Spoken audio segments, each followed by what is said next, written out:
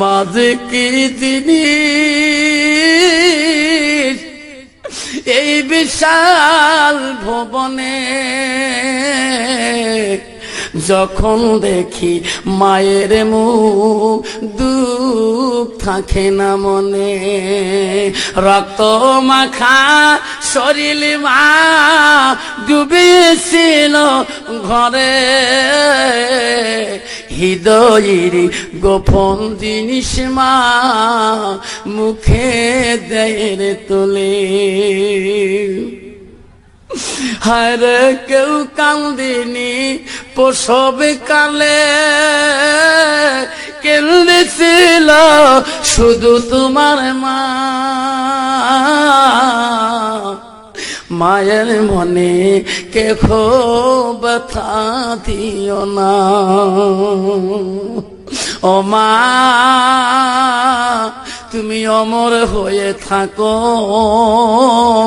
মোর জীবনের তরে।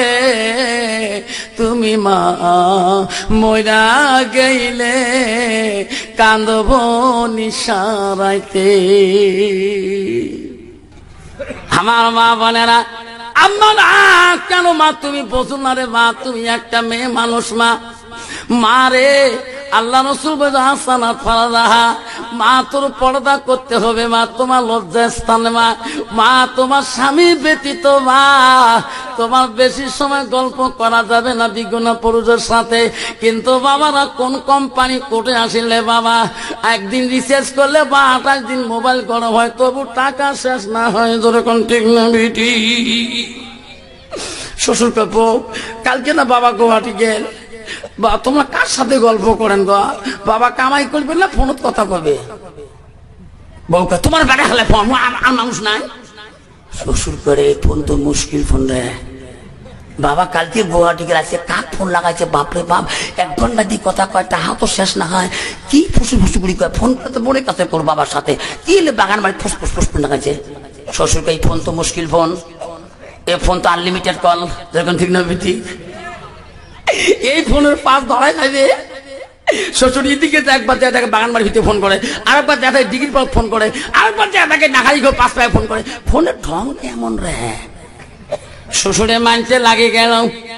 শ্বশুর গাই ফোন ভালো, এটা বাবার সাথে মোর করলো, এটা আমার কোন বাবা বাজাইছে। তোর এখন ঠিক না বিটি? শ্বশুর কই দেখ এই ফোনের পাশ সারা যাবার নাই। বউ দেখুন কোন টাইম একবার ফোন লাগায়, আর একবার খুঁজি দেখে বউমা বাড়ির মধ্যে নাই। যে দেখে রে বাড়ির পাশ থেকে ডিগির বাগান আড়াল গাছের মধ্যে বসি বউমর মধুর সুরে ফোন লাগাইছে।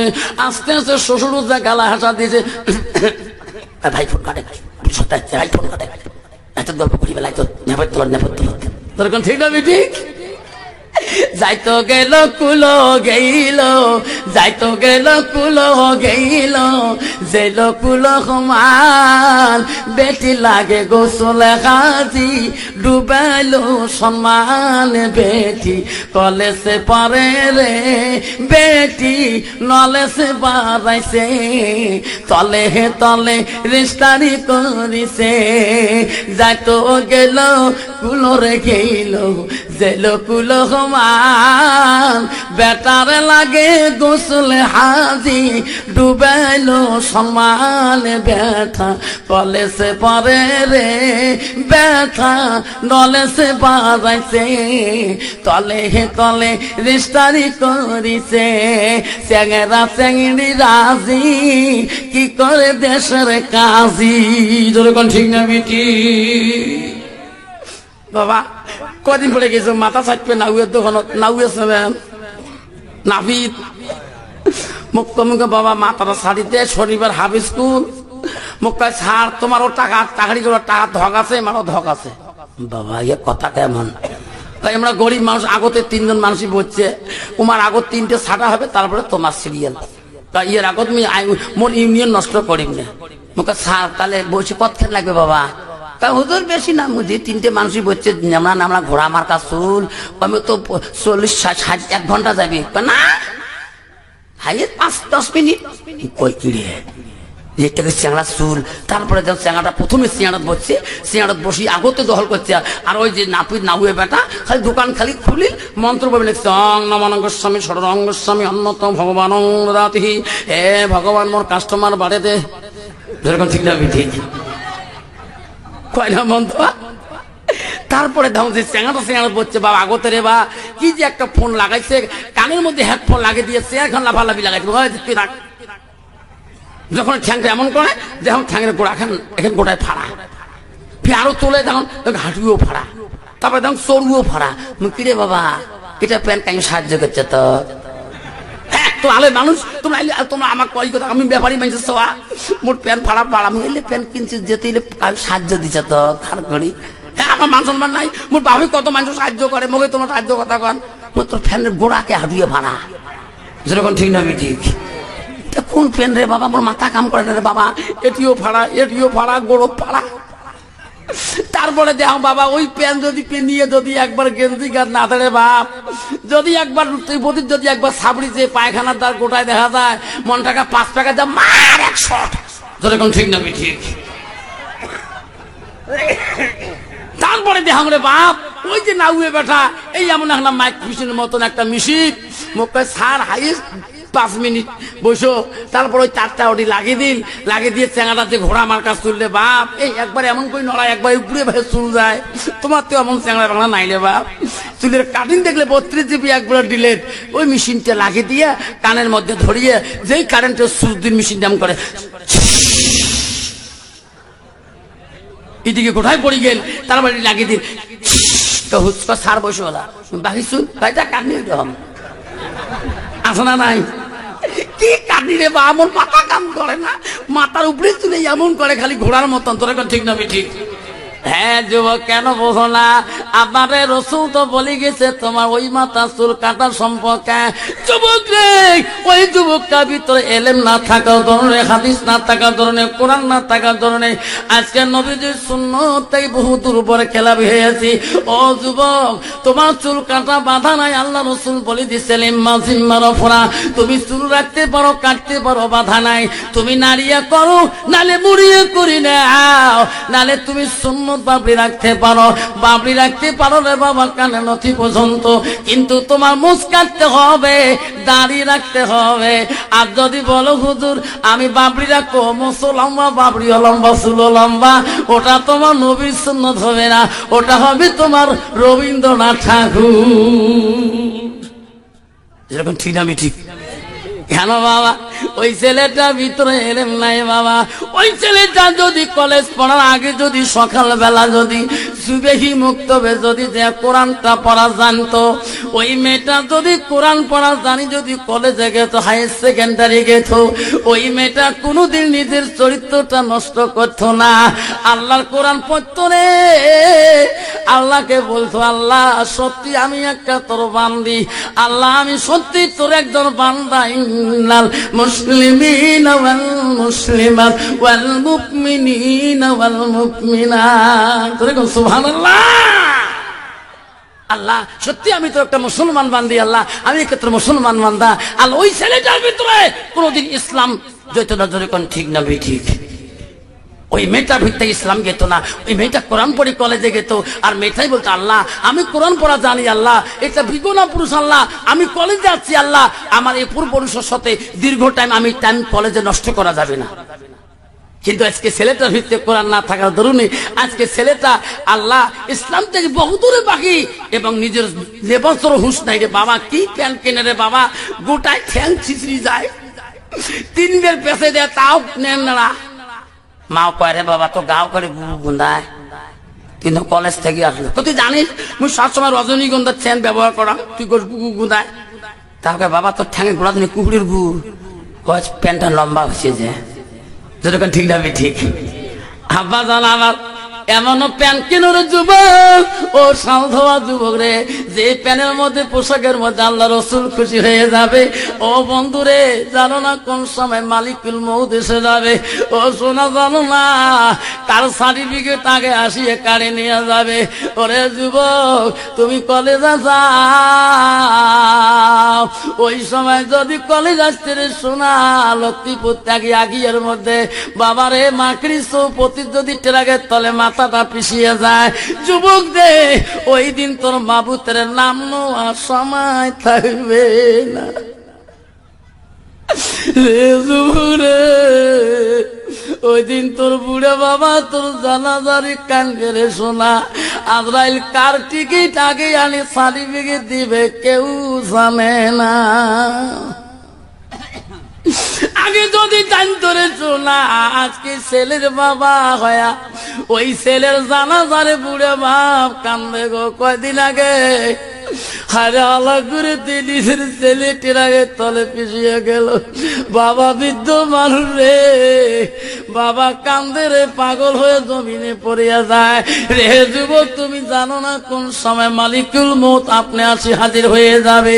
বাবা ওই সময় তোর মাবুতের নামটা স্মরণ নেওয়া থাকবে, খেয়াল থাকবে না রে যুবক। তুমি আগে সতর্ক হয়ে যাও রে যুবক, কোন সময় আমার পিছনে মালিকুল মউত খাপ করে ধরাই পেলাইবে। আবার আমার সোনা তানারা কবর তার বাবা। ও সালদোয়া যুবক রে, আমি মুসলমান মুমিনের ঘরে জন্ম নিয়েছি, আমার দ্বারা যাতে ইসলামের কোনো ক্ষতি না হয়, আমি যাতে একটা পাক্কা মুসলমান হয়ে মারা যেতে পারি। আজকে আমি সালদোয়া গ্রামের যুবক ভাই কমিটি ভাইকে বলছি, জীবনে যা নামাজের দিকে নষ্ট করেছি, রসুলের সুন্নতের দিকে বড় খেলামি করেছি, যতদিন মৃত্যু হবে না আমি নামাজ ত্যাগ করবো না, রসুলের সুন্নতের বড় খেলামি করবো না। এমন একটা যুবক হাত তুলি দেখাবে হুজুর জীবনে আর নামাজ কায়দা করবো না, রসুলের সুন্নত বড় খেলামি করবো না, হাতটা তুলি আমার মতন করে দেখাইবে নাই থাকবে। মা বোনেরা, ও আম্মারা, তোরা বোঝেন না কেন মা? মা আল্লাহ রসুল বংশালাহা মা রে, তোমার স্বামী আছে রে মা, তোমার স্বামী যখন বাড়ির দিকে আসবে রে মা, একটা বার মা স্বামীর দিকে তাকে আল্লাহ রসুল বলছে, কোনো একটা মেয়ে যদি স্বামীর বাড়ি আসার পরে স্বামীর মুখের দিকে তাকায়া একটা মুস্কি হাসি দেয়, ওই স্বামীটা যদি খুশি হয়ে যায়, আল্লাহ রসুল বলল ওই মেয়েটা যদি তার স্বামীকে খুশি রাজি করার পরে মেয়েটা যদি আগে মৃত্যু হয়ে যায়, আল্লাহ নবী বলে ও যাওজুহা আনাহা, তার স্বামী যদি তার উপরে রাজি খুশি হয়ে যায়, তার আগে যদি স্বামীর আগে মেয়েটা মৃত্যু হয়ে যায়, আল্লাহ নবী বলো তাকলা ফিল জান্নাত, সেই মেয়েটা আগে জান্নাত চলে যাবে। যখন সুবহানাল্লাহ। কিন্তু বাবা বর্তমান যে স্বামী স্ত্রী রে বাবা, তোমার জায়গার মান কেমন? আমার তি স্বামী স্ত্রী দাও কুড়িয়াও, তোমার তো এমন 3 মাস 4 মাস থেকে কথাবার্তা নাই। আফসর মালানা কইছে স্বামী আসলে মুখের দিকে তাকে মুস্কি হাসা খায়, তুই কি করছিস? তুই করিস ঠিক না বেটি? আল্লাহ আমা বলে না নবীজির প্রথম বিবি ছিল মা গো, নবীজির প্রথম স্ত্রী ছিল হযরতে মা খাদিজাতুল কুবরা রাদিয়াল্লাহু তাআলা আনহা। মারে নবীজির দ্বিতীয় বিবি ছিল রে মা হযরতে সাউদা রাদিয়াল্লাহু তাআলা আনহা। রে মা নবীজির তৃতীয় স্ত্রী ছিল হযরতে মা আয়েশা সিদ্দিকা রাদিয়াল্লাহু আনহা। মারে নবীজির চতুর্থ বিবি ছিল মা হযরতে যায়েনব রাদিয়াল্লাহু তাআলা আনহা। নবীজির পঞ্চম বিবি ছিল মা হযরতে হাফসা রাদিয়াল্লাহু তাআলা আনহা। মা তুমি বুঝলি না রে মা, নবীজির জীবন যত স্ত্রী ছিল রে মা, সব তাকে কোমল বয়স, একদম কোমল বয়সে মা এমন একদিন স্ত্রী রসুলের কাছে গুণবতী নারী ছিল রে মা। নবীজি যদি বাড়ির দিকে আসতো রে মা, নবীর দিকে একবার তাকায়া রসুলকে দেখে মুস্কি হাসি দিত, নবীর দিকে তাকে কথা বলছে যখন সুবহানাল্লাহ। মারে তিনি ছিল কোন মা? মদিনার প্রথম গভর্নর, প্রথম খলিফাতুল মুসলিমিন হযরত আবু বকরের কন্যা হযরতে মা আয়েশা সিদ্দিকা নবীজির কাছে কোমল স্ত্রী হয়েছিল। জোরে কোন সুবহানাল্লাহ।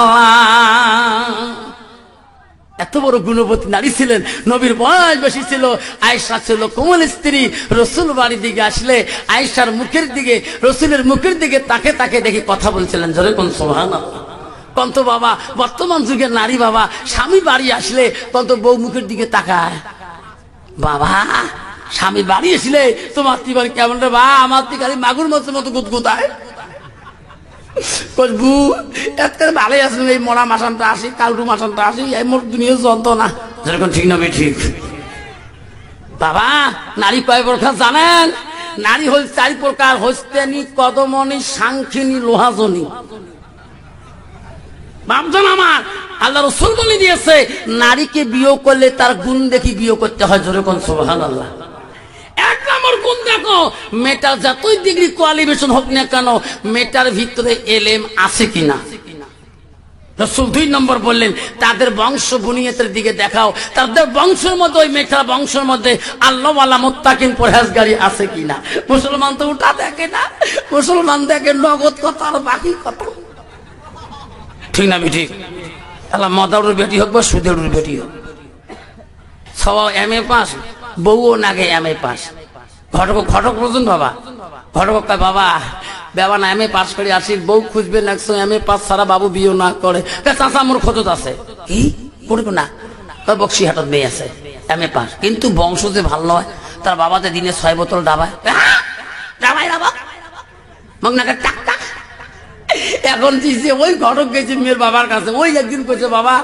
ঘটকের সবাই মোর মেয়ে আমি পাস করলুম জামাই যে আমি পাস চাই তা বনি গেল দেখা ঘর চাষা একদম তোমার বেটির কপাল ভাগ্য ভাল আমি পাস ছেলে পাসি কিন্তু সমস্যা ওই দিন তো পুরে ভোর ছিল 6 বোতল ডাবাইছে মাসি খেত বানাচ্ছে কয় লাখ টাকা দিয়ে দিম বাবা কয় লাখ যায় যাক তবু দিয়ে দিবে বাস চ্যাংড়ার বাপ সিমের বাবা রাজি হয়ে গেলেন চ্যাংড়া চ্যাংড়ি রাজি কি করে দেশের কাজে বিয়ে পড়া হয়ে গেল চ্যাংড়ার বাপ মেয়ের বাড়ি দেখলো না মেয়ের বাবা চ্যাংড়ার বাড়ি দেখলো না বিয়ে হবার 3-4 মাস হয়ে গেল হঠাৎ করে একদিন ছেলের বাবা বলে বৌমা হ্যাঁ বাবা তোমার বিয়ে করে আনিল তোমার বাবা কি মুখ যাবার কয় না আমরা বিয়ে মোলাকাত করবেন নাই তোমরাও তো মুখ যাবার কর না তা চলো আজকেই চলো তাহলে চলো এখন শ্বশুরে বউ নিয়ে যাবে বউ তো ডিজিটাল মার্কা বউ হাই আল্লাহ দিনও তো কয় বছর কাপড় চেঞ্জ করে দে বা মাথা কাম করে না শ্বশুর দেখে একে শ্বশুরের টুপি পাঞ্জাবি সবকিছু ইস্তারি করে দিল শ্বশুর পাঁচত যায় বৌমা আগতে বহুদূর যায় কত যে ফোন করবে লাগছে যাওয়া লাগছে শ্বশুর এত ফোন করে তাহলে ওই দিন যে বিয়ে যে এত ডাবন ডাবাই যে কয়েক গেলার যে খাইছে বারান্দার পড়ি খালি মাসি কাটবা লাগছে না নতুন বউ চলে গেছে যে দেখে বাবা একদম চিৎ ফাটা হ্যাঁ পড়ে আছে মাসি খেত বানাচ্ছে মুখের মাসি কুত্তে মুখ চাটে তাও হুশ থাকে না যেই বেড়ি গেছে মা আলু হ্যাঁ বেড়ি তো বাড়ি ঢুকছে বুড়িয়ে তো বলছে পাঁচদ নেয়া বিয়ে তারপরে এটা কাইড়ে গেটের দরজা বউ তো কইছে মোর বাপ খায় আজকে খাইছে এবার ফির ঘন্টু চেনা জানা তো নাই গেটের দরজা দিয়ে খাড়াইছে বউ তো এই বাড়ির ঢুকিল বুড়ে খুশি বাড়ি নিয়ে বেড়ার ছোটুর বাড়ি পাইছে যেই গেটের দরজা গেছে ওই মদ খেলো গিয়ে ব্যালেন্স ঠিক আছে এটা মোর বাড়ি তোর এখন ঠিক না আমি ঠিক ওরা বাড়ি চেনে না কামই তোমার বিয়ে হং বিয়ে কি যন্ত্রণা বউ তো বাড়ি ঢুকে গেল কি গেলাম চিনে জানা নাই আবার বাড়ি ঢুকতে চায় দাঁত ভাঙে দিন মা বিয়ে দাঁত ভাঙতে চাই কথা কি এলা করুন এলা মানছি হিসেবে নাই ব্যাগে ভয় দেখাইও নাই জায়গা উঠলে দাঁত ভাঙা না কি করে করুক আবার যখন বাড়ি ঢুকতে মদার উঠিয়ে ধরছে গালা কুড়িতে অসুবিধা হচ্ছে কার বাড়ি যাস বিয়ে বউ বাড়ি বেড়াই বউ খালি আধা কাপড় খুলছে দৌড়ে এই জায়গায় আব্বা ছাড়ি দে তোর বিয়ে বিয়ে তুই না পেলে এটা মারিয়ে ফেলাল না শ্বশুর কাপড়ে আর বাড়ি ঢোকে বউ কাপা চা খাও মা আমি চা না হাং মা আমি এলাই বাড়ি যান কে তোমার না করলে 3 দিন থাকি নয় মা তোমার শ্বশুর আইত করি ভয় খায় মা মেলায় বাড়ি যাওয়া খায় ছেলের বাবা কয় রে এলাই মুখ টুড়ি চিপি ধরিলে আইতের মধ্যে দিদি এক বিজনে থাগড়ে বা টুড়িত পাড়ে ধরে পায় তার আগতে মোর পালা দরকার ধরে কোন ঠিক নেই ঠিক যাই যুবক সেই জন্য রসুল বললো তাদের বংশ দিকে তাকে তার আত্মীয় স্বজন করতে হয় মুসলমান তো ওটা তাকে দেখে না সেই জন্য বৌরা আনে ডিজিটাল মার্কা ও মা বোনেরা শুনে রাখো হযরতে মা আয়েশা সিদ্দিকের কত বড় গুণপতি নারী ছিল রে মা নবীজি যখন বাড়ি আসছিলেন নবীজির দিকে হযরতে আয়েশা এমন ভাবে মত্তবা হয়েছিলেন, আনন্দ হয়েছিলেন। রাসূল সাল্লাল্লাহু আলাইহি সাল্লামকে হযরতে আয়েশা নবীজির কাছে খিদমতে পাগল। নবীজিকে বলে, হুজুর আমি তোমাকে একটা কথা বলতে চাই। নবী বলে, কি কথা? হুজুর আমাকে পারমিশন দেন, আমি একটু ঘরের মধ্যে যাব তোমার খিদমত সারি। নবী বলেছে, আয়েশা রে এখানে আছো, ঘর যেতে পারো, তাতে আমার কাছে কেন তোর পারমিশন লাগে? হযরতে আয়েশা বলছে, হুজুর গো আমি এখন তোমার খিদমতে আছি, আপনার পারমিশন ছাড়া আমি ঘরও যেতেও পারি না। যখন সুবহানাল্লাহ তন্ত বাবা, বর্তমান যুগের নারী এই বাড়ি গেলে পারমিশন নেয় স্বামীর টাই না, খালি কয়া দেখিস আর এক করে গেছিস রে করে গেছি তোমার দাঁড়া কেতা তোমার যে বারে বারে বাধা দান মুখ কয়া যান, যেরকম ঠিক না ঠিক। মা বলে না হযরতে বিশ্ব রাসূল বলে, আয়েশা রে ঘরের মধ্যে যাবা, কি জন্য যাবা বলো? হুজুর আমি তোমার জন্য একটা বস্তু আনতে চাই। বিশ্ব নবী বলে, আয়েশা তুমি যাও, কি আনতে চাও? হুজুর আমি তোমার জন্য উপহার আনতে চাই। হযরতে আয়েশা ঘরের মধ্যে ঢুকলেন। হযরতে আয়েশা ঘরের মধ্যে যাইয়া রাসূলের সামনে আসিয়া দাঁড়ালেন। নবী বলে, আয়েশা রে এক্ষণে ঘরে গেলি, এখনো আসলি, আমার জন্য কি উপহার আনলি? ওই সময় মা আয়েশা বলল, হুজুর এই যে উপহারটা আনলাম আমার হাতে তোমার জন্য ঘর থেকে আনলাম।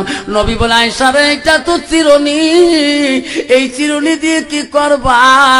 হযরতে আয়েশা বলে, হুজুর এই চিরুনিটা দিয়া তোমার দাড়িগুলো আমি আশ্রি আশ্রি দিতে চাই। যেরকম সুবহানাল্লাহ কন্ত বাবা, বর্তমান যুগের নারীরা স্বামীর দাড়ি আশ্রি দিবে নাকি? যেরকম এমনি দাঁড়িয়ে লাগবে করবে না, ধরে নেন কি দাড়িওয়ালা স্বামী হলে কবু এই দাড়িওয়ালা টুপিওয়ালা মৌলানা মৌলভী মুফতি আমির সাহেব আদি সাহেব এলে হচ্ছে দুনিয়ার জঙ্গল, বউ এলের জন্য আমরা উন্দে বেড়া পাই না। ধরে কোন ঠিক না আমি ঠিক আসো না বাবা? হাইরে মা যদি ভালো হয় মেয়ে ভালো হবে, মেয়ে যদি ভালো হয় রে মা ভালো হবে। মাস্টার যদি ভালো হয় ছাত্র ভালো হবে, ছাত্র যদি ভালো হয় রে মাস্টার ভালো হবে। ইডি যদি ভালো হয় ফার্মা ভালো হবে, ফার্মা যদি ভালো হয় রে ইডি ভালো হবে। এমন জাতের কচু আছে অল্প জালে সিদ্ধ হয়, এমন জাতের মেয়ে আছে অল্প কথায় বুঝিয়া পায়। এমন জাতের কচু আছে অল্প জালে সেজে না, এমন জাতের মেয়ে আছে অল্প কথায় বোঝে না। যেরকম ঠিক না বিঠি? মা বোনের আম্মারা, বিশ্ব নবী রাসূলুল্লাহ সাল্লাল্লাহু আলাইহি সাল্লাম স্ত্রী মা বোনেরা সব বিবিগণকে নিয়ে আমার নবী যখন কোন কাজ করতেন বিবি বোনের পরামর্শ নিয়ে মাশরা নিয়ে কাম করেছিলেন। মা নবীজি সব বিবিগণকে নিয়ে সব পরামর্শ মাশরা নিয়ে কাজে লাগিয়ে দিয়েছিলেন। সব বিবিরা কাজের মধ্যে এখন বিবি হোক কাজে ব্যস্ত থাকে। আমার নবী বলে, আয়েশা আয়েশা রে সব বিবিরা কাজে ব্যস্ত, তুমি আয়েশা কি কাজ করবা না? তুমি কি কাজের মধ্যে মন লাগাবা না? হযরতে আয়েশা নবীজির কোমল স্ত্রী, এমন গুণবতী নারী ছিল রে যে হযরতে আয়েশা মদিনার প্রথম খলিফার বেটি আবু বকর কলিজার মনি। হযরতে আয়েশা ছিল কোরআনের হাফেজা। যেরকম সুবহানাল্লাহ নাই থাকবে। আর বর্তমান যুগে নারী হল ঝগড়ির হাফেজা। ঠিক না ঠিক? কি ঝগড়া করে রে বাপ, তোমার শাল ধর নাই রে বাপ। স্বামী জালিও গোলাম পর্যন্ত কয় আমার তোমার কয়। স্বামী যদি কালা হয় কয় কালটুক গোম, কালটুক ডোম কয়। ভাবনেরা আমারা কেন তোমরা বুঝলো মা? ও আমার আল্লাহ নবী বলছো বালা তোমার স্বামী হয় মা, ওই স্বামী মা তোর বড় পীরে মা। আমরা রসুল বাড়ি থেকে আসলে আয়েশা মা সিদ্দিকা আম্মা জান রসুলকে নিয়ে একের সঙ্গে খানা খাইছিলেন। আল্লাহ নবী তাকায়, আমার নবীজি কেমন বিবি পাইছে রে। আয়েশা মা সিদ্দিকা আম্মা জান রসুলের সাথে খানা খায়। হযরত মা আয়েশা খানা খাওয়ার সময় গুজ গেলে খেয়া হাড্ডি গুলা রাখিয়া দেয়। আমার রসুল হযরতে মা আয়েশার হাড্ডি গুলা চুষি চুষি রসগুলা খায়। আমার নবীজি তাকায়, আয়েশা যখন পানি পান করে যে মশকে গ্লাসের মধ্যে, আমার রসুল সেই দিকে মশকে ওই গ্লাসে ঠোঁট লাগে রসুল পানি পান করে। মা আয়েশা বলে, রসুল গো আপনি বিশ্ব নবী, আমি গুজগুলা খেয়া হাড্ডি গুলো রেখে দিলাম গো নবী, আমার কামড়া হাড্ডি গুলো আপনি কেন চুষি চুষি রসগুলা খাইলেন? হুজুর আমি যেদিকে পানি পান করি আপনি কেন সেই দিকে ঠোঁট লাগে পানি পান করেন? আপনি বিশ্ব নবী গো। নবী বলছে, আয়েশা রে তোমার কামড়া হাড্ডি গুলো আমি রসুল খাই, তুমি যেদিকে পানি পান করছো আমি নবী সেই দিকে পানি খাই। আয়েশা তুমি জানো না তোমার কামড়া হাড্ডিটা আমি খাইলে, আমার কামড়া হাড্ডিটা তুমি খাইলে। ও আয়েশা রে আমি যেদিকে পানি খাই তুমি যদি ওই দিকে ঠোঁট লাগে পানি খাও, আল্লাহর দরবারে সেই হাড্ডি সেই পানি রহমত হয়ে যায়। যেরকম সুবহানাল্লাহ। আয়েশা আমার উম্মত উম্মতিরা খাইবে, স্বামী স্ত্রী খাইবে, আইতে বস্তু খাইবে, আমি রসুল খুশি হয়ে যাব। যেরকম সুবহানাল্লাহ। নাই থাকবে কন্ত বাবা বর্তমান যুগের নারী স্বামীর আইতে বস্তু খায়, স্বামী ছাড়লে খায়। বুকাল আফসার মোল্লা কইছে স্বামী ছাড়লে খোয়া কাকা তুই খাস, বাবার নাম যে খনি খায় না রাতের মধ্যে সেরা সারা মুখ বন্ধায় খাসি না তা খাং না বছরে খাং। বাবা আইসে না আমার বাবা, বাবার গুণ আছে, বাবা হাত না ধুলে একবার যদি কেউ খেসরি মাহি দেয় না, বাবার হাতে জ্যাং করি মাহাই মা বাবার হাতে খান। বাবা বোঝেন তো মা স্বামী ব্যতীত বেকনা পুরুষে যদি আইটা করে দেয় সেই খানা তোর জন্য হারাম হয়ে যাবে রে মা। খবরদার মা, বাবা আসুক বা কাবা আসুক, কোন বাবা যদি মাখি দেয় ওই খানা তোর জন্য হারাম হয়ে যাবে মা। স্বামী যতবার মাখবে ওই খানা খাইবেন। আল্লাহ রসুল বলছে আমি রসুল্লাহ খুশি হয়ে যাই। যেরকম সুবহানাল্লাহ। মানে আব্বারা একলা মেয়েদের দোষ না রে বাবা, একদল পুরুষ আছে রে বাবা। বউ যদি কালা হয়, কালা বউয়ের হাতে খায় না। ওই চাচা শ্বশুরের বেটি, ফুফে শ্বশুরের বেটি, মামা শ্বশুরের বেটির সাথে দই চিড়ের মাখামাখি। যেরকম ঠিক না বেটি, একলা মেয়েদের দোষ আছে না? বউ ছাড়ি দিয়া কন্ত বাবা বউয়ের সঙ্গে যদি মামা শ্বশুরের বেটির সাথে খায়, ওই বউ আত্মা কি করবে? টান সভা যাইবে, স্বামী স্ত্রী বনবে।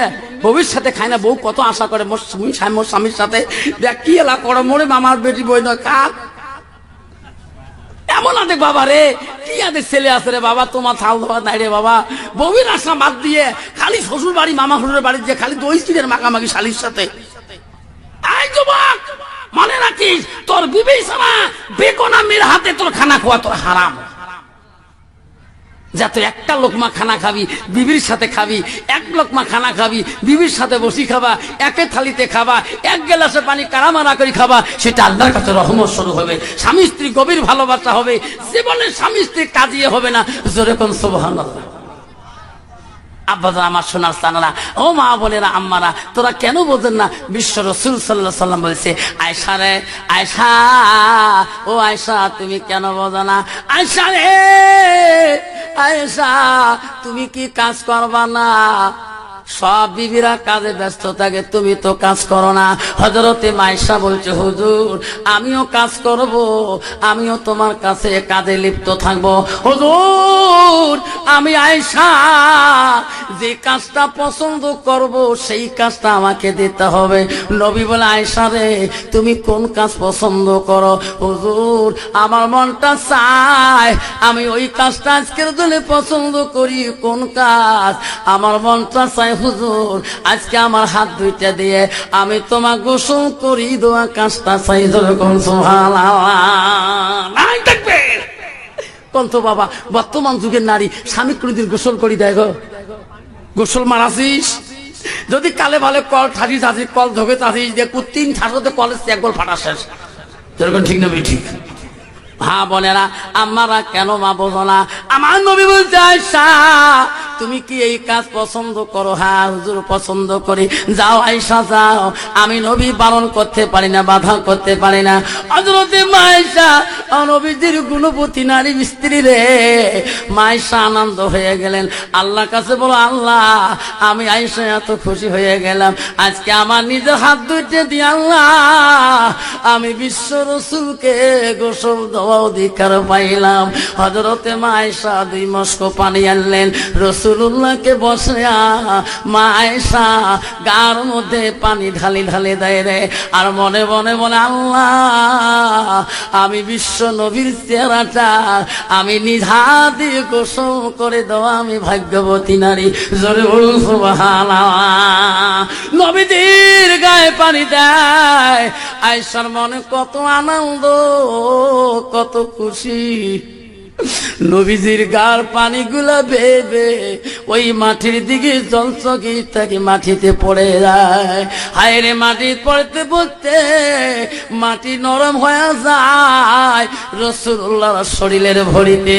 সামনে জলচকির পায়াটা একটু ডাভিয়ে যায়, আমার নবীজি তিত পায়, আমার শরীরের ভরিতে জলচকির পায়া সামনে ডাবি গেছে রে মাটি নরম হয়ে। আমার নবীজি পিছন দিকে সরি বসে, সামনে জলচকের পায়ে একটু ভাষণ হয়ে যায়। আমার আয়েশার আনন্দ খুশি, নবীজিকে গোসল দেয় এত আনন্দে আনন্দে মা আয়েশার ডান দিকের পাটা জলচকির পায়ের নিচের দিকে চলে যায়। আমার নবী যখন সামনের দিকে আগে যায়, মা আয়েশার ডান দিকের বুড়ো আঙুলটা জলচকির পায়ের মধ্যে আটক হয়ে চিপে পড়ে যায়। নবীজি বলে রে আমার জীবনে কত গোসল দিলাম, জীবনে গোসলের পানিতে রক্ত দেখি নাই। হযরতে আয়েশাকে বলে আয়েশা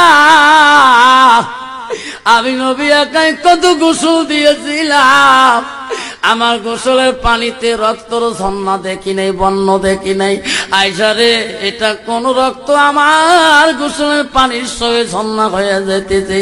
আয়েশা আমি রাসূল আশ্রিত হয়ে গেলাম, আমার গোসলের পানিতে এত রক্তর কেন ঝর্ণা দেখা যায়? হযরতে মা আয়েশা কথা বলে না, নবীজিকে গোসল দেয় বিশ্ব রাসূল ভাবে রে আমার গোসলের পানিতে জীবনে রক্তর মিশল দেখি নাই, আজকে এত রক্ত কেন আমার গোসলের পানি দেয়া যায়? আয়েশা সিদ্দিকা কেন কথা বলে না? নবীজির মুখমণ্ডলটা একবার আয়েশার মুখের দিকে তাকায় দেখে, আয়েশা 2 চোখ দিয়ে পানি পরে বুক ভিজে যায়, তবু রাসূলুল্লাহকে গোসল দেয়। নবী বলছে আয়েশা রে তুমি জোর করে এই দায়িত্ব নিয়েছো, আমি তো তোকে দেই নাই, তুমি কাঁদছো কেন? আয়েশা বলো রে বল তোমার কি হয়েছে? তুমি এত কান্দি আমাকে কেন গোসল দাও, আমাকে খুলে বল। হযরতে মা আয়েশা বলে হুজুর তোমার গোসলে জীবনে পানি রক্ত দেখেন নাই? কয় না। এটা কোন রক্ত আপনি জানেন কি? না জানি না রে আয়েশা। ও নবী গো তোমার জলচকের পায়া চিপায় আমার ডান দিকের বুড়ো আঙুলটা এখনো পাশে আছে। ও গো নবী তোমার শরীরের বড়িতে আমার বুড়ো আঙুলটা পিষে গেছে, আমার শরীরের রক্তগুলা তোমার গোসলের পানি দিয়া তখন ঝর্ণা হয়ে গেল। বিশ্বনবী বলছে আয়েশা রে তোমার তো একটা শব্দ তো করলি না, একটা বড় শব্দ করলি না, এত রক্ত আমার গোসলের জন্য কুরবানি করলি কেন? আয়সা, যদি তুমি একবার শব্দ কইতো আমি রসুল সঙ্গে সঙ্গে দাঁড়িয়ে গেতাম, তুমি কেন শব্দ করলে না? হযরতে মায়েশা বলছে, মারা শুনে নাও, নবীকে বলছে, হুজুর পায়ের বুড়ো আঙুল তো দূরের কথা, তোমার মহব্বতে আমার বুকটা যদি সাফার মধ্যে যদি পড়ে যায়, আমার মৃত্যুদণ্ড হয়ে যাবে, তবু আমার জবান দিয়ে তোমাকে শব্দটা করতে দেব না।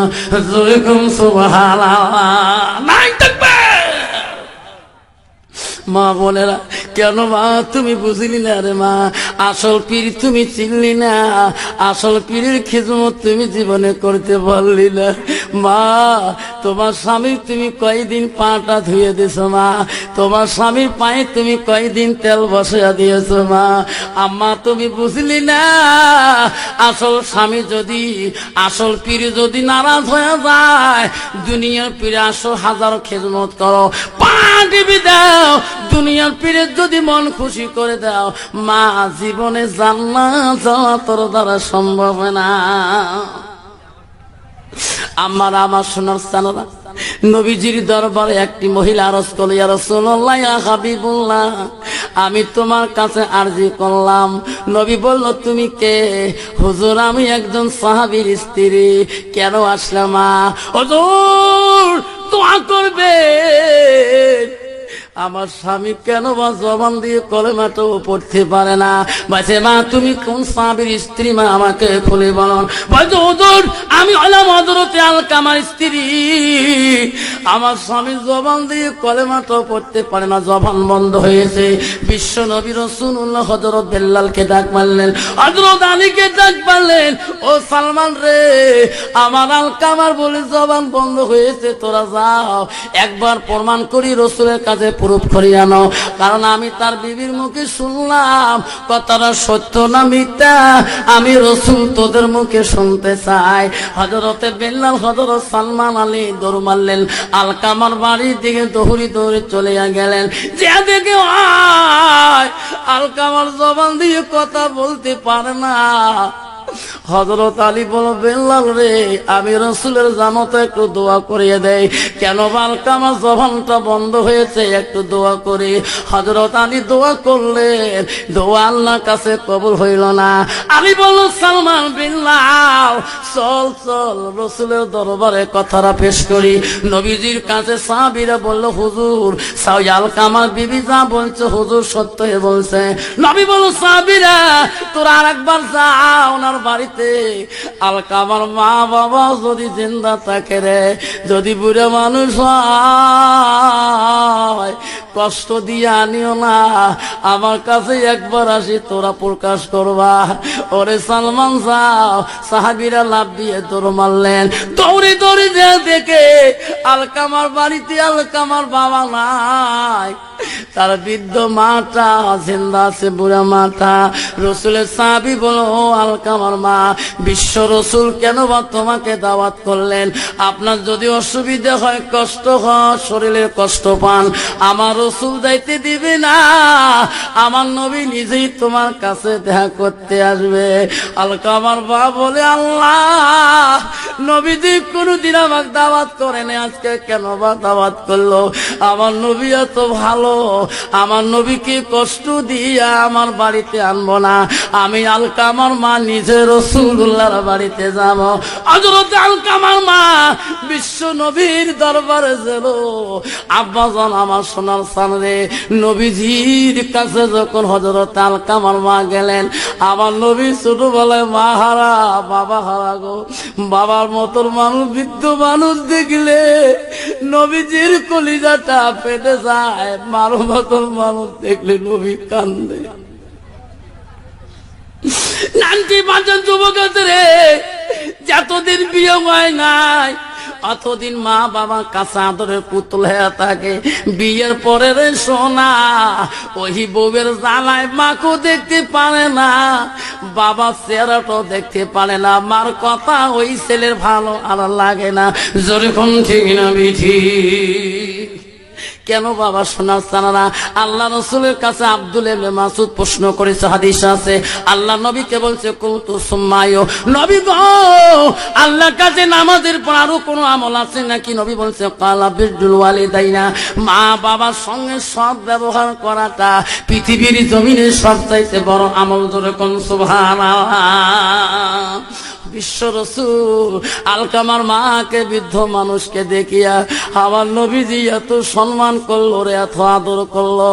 নবীজি সামনে যে বসে বলল, মা আপনি কি আলকামার মা হন? কলে হ্যাঁ। মা গো আমি একটা কথা বলতে চাই, মা সত্যি কি আপনি আলকামার মা হন, আম্মা হন? কলে হ্যাঁ। ও মা তোমার আলকামা কেমন সন্তান তোমার কাছে ছিল? মা বলছে হুজুর বড় জ্ঞানী, বড় বুদ্ধিমান, বড় তীক্ষ্ণ। নবী বলছে না আমি সেই কথা বলি নাই, মা তোমার আলকামা তোমার সাথে কেমন ব্যবহার করেছিল? ওই সময় আলকামার মা বলছে হুজুর ব্যবহারের কথা শুনলে আমি মা বড় কষ্ট পাই। নবী বলছে যাবে না, তাড়াতাড়ি জঙ্গলে যাও, পাহাড়ে যাও, পাহাড়ের গাছ কাটো, পাহাড়ের গাছ তুম কাটিয়া আগুনের কুণ্ড তৈর করো। বলছে হুজুর আগুনের কুণ্ড কেন তৈর করবেন? আলকামার মা বলছে নবী গো আগুনের কুণ্ড কেন বানান? কইছে বুড়া মা তোমার আলকামা যে পাপ করছে মা দুনিয়াতে, আগুনের কুণ্ডে যদি পুড়ি দেওয়া না হয় জিন্দাতে, আল্লাহ মাফ করবে না। আব্বাজান আমার 90% যুবক আছেন বিবাহ করার পরে পরে ওই মাটা তার সামনে দুশ্মন হয়ে যায়, বাবা তার সামনে দুশ্মন হয়ে যায়। ধরে বল ঠিক না? জান্নাত যেতে চাও সোনা, তুই কোন দেশের আলেম, কোন দেশের মাওলানা, হাসকার ডিগ্রি নিয়েছো, এই তোর কথাই একবার উস শব্দ তোর মা বাবা করে, জীবন জান্নাত তো দূরের কথা, জান্নাতের হাওয়া পর্যন্ত তুই পাবি। চলো আল্লাহ রাসূল বলছে বুড়িমা তোমার সন্তান আলকামাকে যদি ক্ষমা করে দাও আমি রাসূলুল্লাহ তোমার জন্য দোয়া করে দেব। জোরে কোন সুবহানাল্লাহ। আল্লাহ নবী বলছে সাবিরা আলকামার মা ক্ষমা করছে, আমি রাসূল দোয়া করব, তোরা যাও। আমি দোয়া করে আগে দেয়া দেখো আলকামার জবানটা খুলছে কিনা। সাহাবীরা লাফ দিয়ে দৌড়ায়। সাহাবীরা বলে ভাইরে দৌড়ো কেন জানো না আমার রাসূল দোয়া খুলছে রে, আমরা যাতে দোয়া রাখে পৌঁছতে পারি আলকামার বাড়িতে। ওই সাহাবীরা নাই পৌঁছতে, রাসূলের দোয়া আল্লাহর দরবারে কবুল হয়েছে। সাহাবীরা দেখে আলকামা জবান দিয়ে কলেমা পড়ছে লা ইলাহা ইল্লাল্লাহু মুহাম্মাদুর রাসূলুল্লাহ। যুবকরা বউর কথায় কোনদিন এই কাজ করবেন না রে সোনা, খবরদার। জিন্দেগি যদি জান্নাত যেতে চাও রে বাবা, হযরতে আহমেদ বিন রহমাতুল্লাহ এত বড় আল্লাহর ওলি ছিল রে, একটা দিন মার কাছে একটা কথা, গোপন কথা প্রকাশ করেছিল, মা ও মা আমি একটা তোর কাছে কথা বলতে চাই রে মা। মা বলছে আহমেদ বিন কি বলতে চাও সোনা? মা ও মা দুধ মা ঈদের চাঁদ উঠিয়েছে রে মা, মা আমি মদিনায় যাব মা, রাসূলের জিয়ারত করতে যাব না, মা আমাকে পারমিশন দাও, তোমার পারমিশন ছাড়া আমি যাইতে পারি না। মা বলছে আহমেদ বিন তোর মা আমি অসুস্থ, আমি যাইতে দেব না তোমার বাবা, তুমি গেলে আমি কার দিকে তাকিয়ে থাকবো? আবারে আমি যেদিন তোকে যাওয়া পারমিশন দেব সেই দিন তুমি যাবা, আমার ছাড়ি তুমি যাইতে পারবা না। আল্লাহর ওলি মার কথা অপেক্ষা করলেন 1টা বছর পর্যন্ত। আবার ওই দিল চাঁদ উঠি গেলে মা 1টা বছর কাটাইলাম রে মা, মা আমার বন্ধুদের কথা দিছি মা ওই বন্ধুরা মদিনার পথ জানে না মা, আমি রাহাবরি করব সবাইকে নিয়ে মা আমি মদিনায় রাসূলুল্লাহ জিয়ারতে চলে যাব। মা আমাকে পারমিশন দাও। মা বলছে না, গত বছর কি এই বছর আমার শরীর আরো দুর্বল, আমি তো যাইতে দেব না। মা আমি আমার বন্ধুদের কথা দিছি মা। মা বলছে আহমেদ বিন রে, তোর বন্ধু বড় না, আমি তোর মা বড়, বন্ধুর তুলনা দিয়া আমার কাছে তোর লাভ হবে না।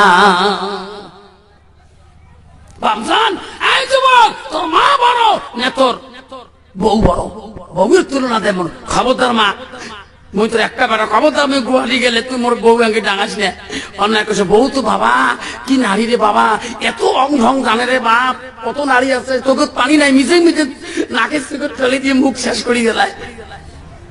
আছে না কি করুন কাহিনী জানে? তোমরা গুয়াহাটি যান করে, হ্যাঁ তোমার অ্যাকাউন্টের টাকা বুড়ি বুড়ি শেষ করছে, যারা টাকা তুলবে তাই এটিএম নিয়ে কই জায়গায় সাত সাত করে।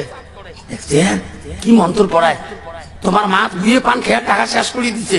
আজকে তোমার মা ঘুষ ধরাবেন রাষ্ট্রের মধ্যে। যখন মা কেছে বাবা তুই বাজার যাস, 1 মাস থাকি বাড়িতে নেই বাবা, আমি সুপারি পান পাং না বাবা, 10 টাকার গুইয়ে আনিস, 5 টাকার পান যাই করি, এটিএমে টাকা শেষ করছিস তুই আর ঘুরিয়ে পান। বাবা আমার বুড়ি করলু কে? বউ মানে মানে কয় যা হাতের কবজা আসি গেছে স্বামী ওর, যেটাই কইছে আজ এটি খালি গেল। বাবা আমার বুড়ি করলু কে? মা গো মা, আমার বউকে কিছু বলো না, আমার বউকে কিছু বললে মাগো, আমার বউকে কিছু বললে মাগো আমার দেখা পাবা না। মাঘো মা আমার বউকে কিছু বলো না, আমার বউকে কিছু বললে মাগো আমার দেখা পাবা না। মা আমার বউকে কিছু বলো না, আমার বউ পালালে বাপের বাড়ি। তোর কথা মোর বউ পালে যায় মা, ওমা বউ পালালে বাপের বাড়ি, মরব খেয়ে বিষের বড়ি। ওমা বউ পালালে বাপের বাড়ি, মরব খেয়ে বিষের বড়ি। বুঝি সুজি চলো মাগো, বুঝি সুজি চলো মাগো, লাঠিতে পিটি বাঁচবে না। মাগো মা বউকে কিছু বলো না। মাকে লাঠি ভয় দেখায়। আমা বউ তোমার একলা, বাপের একটা মেয়ে, মানে শ্বশুরের একটা বেটি, নাম পড়ছিল মাঘ বুঝে। ও মা বউ তোমার একলা, বাপের একটা মেয়ে, লাখো টাকা খরচ করে দিয়েছে বিয়ে। বউয়ের হাত টিপি গাও টিপি, বউয়ের হাত টিপি গাও টিপি, কইরা দিবি বিছানা। মাঘো মা আমার বউকে কিছু বলো না, বউ এবার গেল গেলা। বউকে আমার কফা, মোর স্বামী মোর শশী মোর হাত টিপের কে গাও টিপের কে। ও মা বউ তোমার সন্ধ্যার পরে ঢুকবে মাগো টিপির ঘরে। করে ঢুকবে গো জোরে গন। আমার বউ তোমার সন্ধ্যার পরে ঢুকবে মাগো টিভির ঘরে। সারা রাতি দেখবি টিভি, সারা রাতি দেখবি সিটি, সকালে উঠতে পারবে না। বেলা কোলা হলে মাগো, বেলা কোলা হলে মাগো, ঘ্যানর ঘ্যানর করো না, বউকে কিছু বলো না। ও মা বউ আমার কত ভালোবাসি, মাগো বউয়ের করবি তুমি দাসী। আছে না বাবা? বর্তমান যদি ওই বৌমার যদি সবা কলো নালাই বুড়ি, ওই বুড়ি বাড়ির ভাত পাওয়া দেরি আছে, যখন ঠিক না বেঠি। আর যদি বুড়ে যদি পিএস খেত না খেলে, পিএস না নিড়ি, ওষুধ খেত না নিড়ি, যদি গরু না দেখি বুড়ে ভাত খাওয়া চায়, বুড়েরও ভাল বুড়ি ভাত খাবে বউ, যখন ঠিক না বেঠি। বাবা নারী রে বাবা শোনার স্থানরা আব্বারা, সেই জন্য বলছি বাপ জান আমার আমা বলে না আল্লাহর ওলি আহমেদ বিন রহমাতুল্লাহ মার কাছে পারমিশন পাল না। মা বলো বাবা আহমেদ রে, বন্ধু তুলনা দিয়ে লাভ হবে না। বলতে বলতে রে মা তাকে পারমিশন দিল না। আল্লাহর ওলির বন্ধুরা উঠে উঠে পিঠিতে সামান নিয়ে তার বাড়িতে পৌঁছে গেল। হুজুর আজকে মদিনা যাওয়াতারি, আপনি নিজে বলছেন আমরা সবাই সামান নিয়ে এসে গেছি। আল্লাহর ওলি দেখলো রে, আমার মা তো আমাকে পারমিশন দিল না, বন্ধুরা তো আমার বাড়ি পৌঁছে গেল। সব বন্ধুকে নিয়ে উনি উঠির পিঠিতে আল্লাহর ওলি আহমেদ বিন রহমাতুল্লাহ উঠলেন, সামান পত্র নিলেন, কিন্তু তার মাকে যাবার কানে বলল না। তার মা ছিল নামাজের ধ্যানে। মা নামাজ শেষ হয়ে গেল, বারবার ছেলেকে ডাকছে, বাবা আহমেদ আমার নামাজ শেষ হচ্ছে, বাবা আসো না আমার কাছে। এত ডাক মারে, সন্তান আওয়াজ পায় না। মানে আস্তে আস্তে আসি দেখে তার ঘরে তার সামান পত্র নাই, তার উঠটা গাছের গাড়ার মধ্যে বাঁধা নাই। মা বলল রে সোনা তুমি গেলি রে, যাবার কালে তুই একটা কথা বললি না রে সোনা, কতদিন পরে আসবি রে সোনা মদিনার থাকি। আমি মা তাকে থাকবো ওই মদিনার পথে। আব্বা রে যাবার কাছে একটা কথা তুই বললি না, আমি পারমিশন দেইলে দেখি যাবার কাছে কথা বললি না।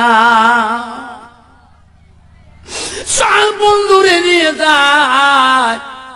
আল্লাহর ওলি মরুভূমি চিতে উঠে পিঠিতে চলে যায়। গেতে গেতে মা একটু নামাজের মাধ্যমে ওই সন্তানের কথা মনে পড়ি রে, এক বিন্দু চোখের পানি জমিতে পড়ে গেছে। পড়ার সাথে সাথে ওই আল্লাহর ওলির উটটা মরুভূমির শীতে চলতি অবস্থায় মরুভূমিতে শুয়ে গেলে। সব বন্দী বলল, হুজুর আমার উট তো ভালো আছে, আপনার উট কেন মরুভূমির চিতে শুয়ে পড়লেন? বলছে, বাবা আমি তো বুঝতে পারছি না বাবা, আমার উটের কি হলো বাবা, আপনি সবাই দাঁড়ান। সবাই চেষ্টা করতেছে, আল্লাহর ওলির উট আর মরুভূমি চিত থেকে উঠে না। সব বন্ধু বলছে, হুজুর আমার আর মদিনার রাহা ভালো লাগবে না, আমরা মদিনার পথ পেয়েছি রে হুজুর, আপনার উট উঠবে না, আমরা তোমার অপেক্ষায় থাকতে পারি না। আল্লাহর ওলি বলো, বন্ধুরা তোরা আমার সারি যাবেন, তোমার জন্য আমার মাকে আমি অন্তর দিয়ে বলতে পারলাম না, আজ তোরা আমাকে ছাড়িয়ে চলে যা। শুনাচ্ছেন রে, সব বন্ধু চলে গেলেন। আল্লাহর ওলি মরুভূমিতে কান্দে, আল্লাহ এটা আমার উঠের বেমান না, এটা আমার মার অভিশাপ।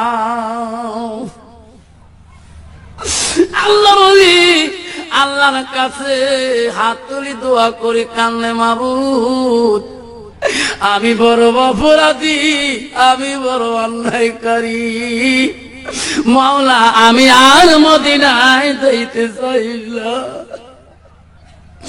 আমার উট তুমি ভালো করে দাও আল্লাহ, আমি মার কাছে আমি চলে যাব। একবার যখন আবুদের দরবারে দোয়া করলো রে, আরে সেই দোয়া আল্লাহর ওলির কবুল হয়ে গেল। যখন বলো আমি মার কাছে চলে যাব, মদিনার মুখে আর আমি যাব না, বলার সাথে সাথে উঠলাম দিয়ে খাড়া হলে যেরকম সুবহানাল্লাহ নাই থাকবে। উটের পিঠিতে চড়ি জাকায় মাগো আমি বড় অপরাধী। শালদরার জমিনে বলতে চাই, কত যুবক আছে রে এখনো মা করি ডাকায় না, বাবা করি আব্বা করি ডাকায় না। মার মনে বড় কষ্ট গো, বাবার মনে বড় কষ্ট। ও যুবক রে, আজকে যে তোর ওই মাটার পা ধরি তুমি কানবা, তোর বাবার পা ধরি কানবা, তোর বাবা কোনদিন অন্তরে কিনে রাখবে না।